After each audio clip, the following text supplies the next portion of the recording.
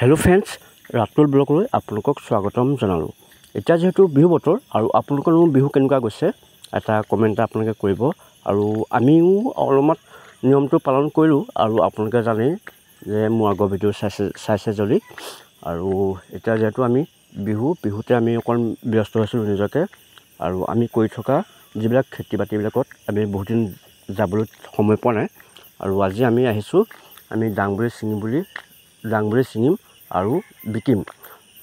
বৰ্তমান মোৰ লগত আছে দাদা আছে আৰু মই আছো আৰু এটা আমাৰ ভতিজা আছে। আমি এয়া আপোনালোকে দেখিছে ডাংবুৰি আমি ছিঙি আছো। এইবোৰ ফ্ৰেছ ডাংবুৰি হয়, মানে কোনো ৰাসায়নিক সাৰ ইয়াত প্ৰয়োগ হোৱা নাই আৰু এইবিলাক আমি আজি গাঁৱতে আজি বিকিম।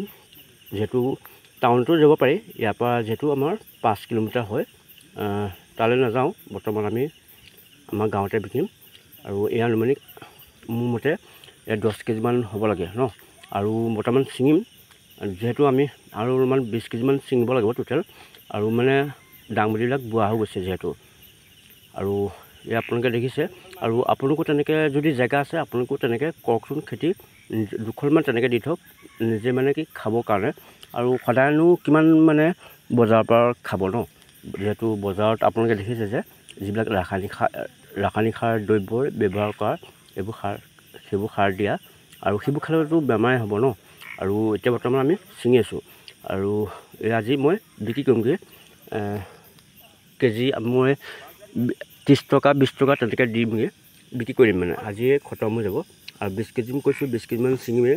আৰু বহুত দিনৰ মূৰত আজি মই ইয়ালৈ আহিছোঁ ডাংবুৰি ছিঙিবলৈ, কাৰণ গম পায় যে বিহু বতৰ আৰু আমি ছিঙিছোঁ পুৰা ফ্ৰেছ হয়। আজি আমি বিকিমগৈ। এয়া আপোনালোকে দেখিছে। আৰু যদি আপোনালোককো যদি লাগে আপোনালোকে মোৰ ডেছক্ৰিপশ্যনত মই কণ্টেক্ট নাম্বাৰ দি দিম, আপোনালোকে কণ্টেক্ট কৰিব পাৰিব হা। এয়া আপোনালোকক মই অকণমান পৰিৱেশটো দেখাইছোঁ। ডাংবুৰিবিলাক মানে বহুত দিন আহিব পৰা নাই ন, বুঢ়া হৈ গৈছে আৰু এয়া মোৰ ছিঙি মেলি হৈ গ'ল। টোটেল অনুমানিক 20 কেজিমান হ'ব। এয়া মই গৈ আছোঁ, এতিয়া মই আজি বিকিমগৈ। বাই।